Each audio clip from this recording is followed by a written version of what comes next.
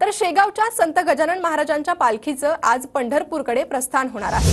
700 वारकऱ्यांसह गजानन महाराजांची पालखी पंढरपूरकडे मार्गस्थ होणार। एका महिन्याचा पायी प्रवास करत ही पालखी आषाढी एकादशीला पोहोचणार आहे। अधिक अपडेट आपण घेणार आहोत आपले प्रतिनिधी गणेश सोळंकी यांच्याकडून। गणेश,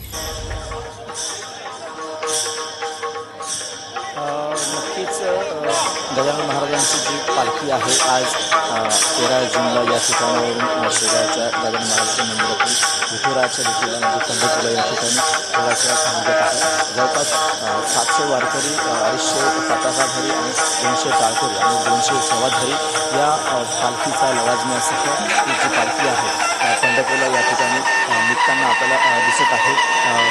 15 जुलैला पालखी पंढरपूरला पोहोचणार आहे आणि परतीचा जो मार्ग आहे तो एका महिन्याच्या नंतर परतीचा मार्ग या ठिकाणी सुरू होणार आहे। मार्गाचे भक्तिमय वातावरण या ठिकाणी संतनगरी शेगावमध्ये सध्या आपल्याला बघायला मिळते। हजारो जे भाविक आहेत, आज योगायोग असा आहे की गुरुवार सुद्धा आहे, त्यामुळे भाविक जे आहेत ते हजारो भाविक या ठिकाणी दर्शनासाठी आलेले आहेत आणि गजानन महाराजांना या ठिकाणी पंढरपूरला या ठिकाणी सोबत चालताना आपल्याला थोड्याच वेळात या ठिकाणी दिसतील। मात्र एकंदरीत पाहिलं तर संतनगरी शेगावमध्ये सध्या भक्तिमय वातावरण आपल्याला बघायला मिळते आणि थोड्याच वेळात या ठिकाणी संत गजानन महाराजांची पालखी जी आहे या ठिकाणी पंढरपूरसाठी प्रस्थान करणार आहे। नक्की गणेश, धन्यवाद या सविस्तर माहिती संदर्भात। तर ही दृश्य आपण पाहत आहोत शेगाव मधली, या ठिकाणी गजानन महाराजांच्या पालखीचं प्रस्थान होत आहे।